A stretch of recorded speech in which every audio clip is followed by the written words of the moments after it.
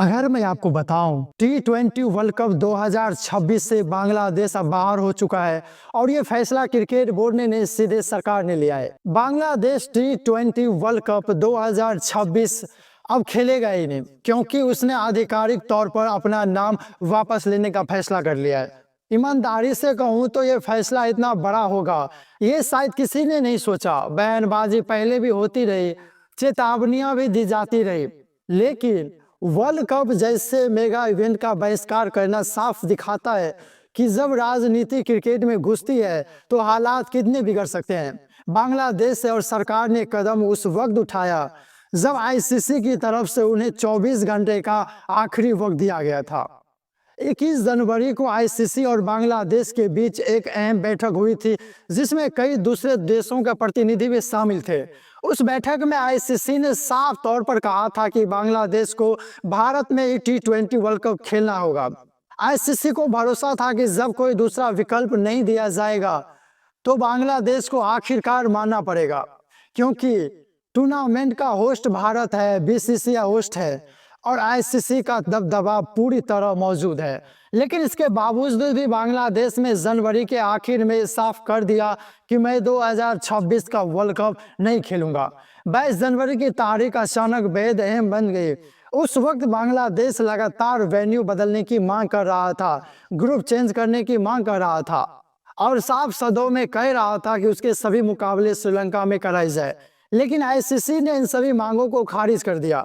इसके बाद बांग्लादेश ने अपने प्रेस रिलीज में कहा कि आईसीसी भारत से बाहर मैच कराने से मना कर दिया है। उनका तर्क था कि इससे क्रिकेट के भविष्य पर असर पड़ेगा, क्योंकि देश की बड़ी आबादी खुद को खेल से कटा हुआ महसूस कर रही है।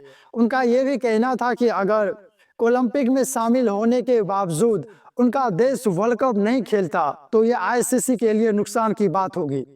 हालांकि बांग्लादेश ने जरूर कहा है कि वो वर्ल्ड कप खेलना चाहता है, लेकिन भारत में खेलना उन्हें किसी भी हाल में मंजूर नहीं है।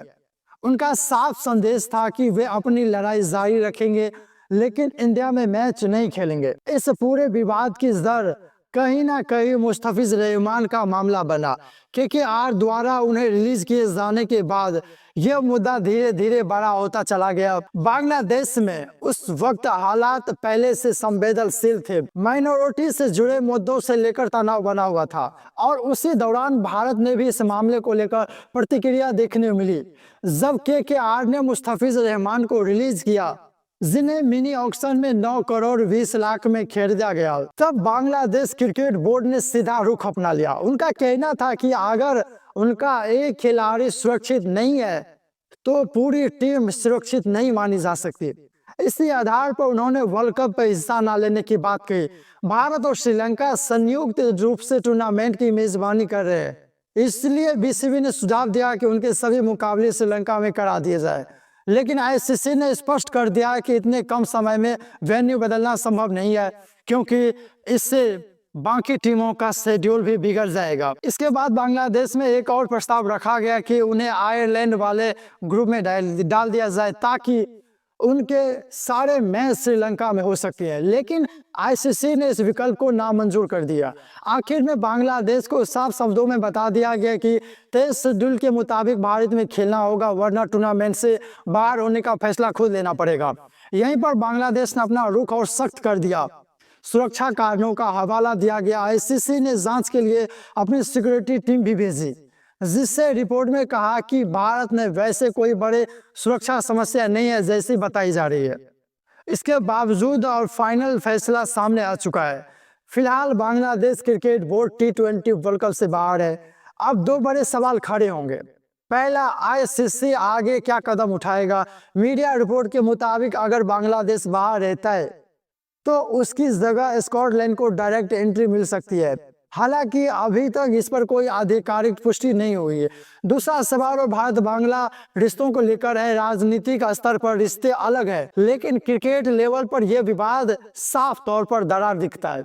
तमीम इकबाल पहले ही कह चुके हैं कि ऐसे फैसले बातचीत से सुलझने चाहिए, क्योंकि इसका असर बांग्लादेश क्रिकेट के भविष्य पर पड़ेगा। अब देखने वाली बात यह होगी कि आने वाले दिनों में क्या यह फैसला बदलेगा या फिर बांग्लादेश सच में खुद को T20 वर्ल्ड कप 2026 से बाहर कर लेगा? आपका क्या मानना है? क्या ये फैसला बांग्लादेश क्रिकेट के लिए सही है या फिर ये आने वाले वक्त में भारी पड़ सकता है? कमेंट में अपनी राय जरूर बताएं।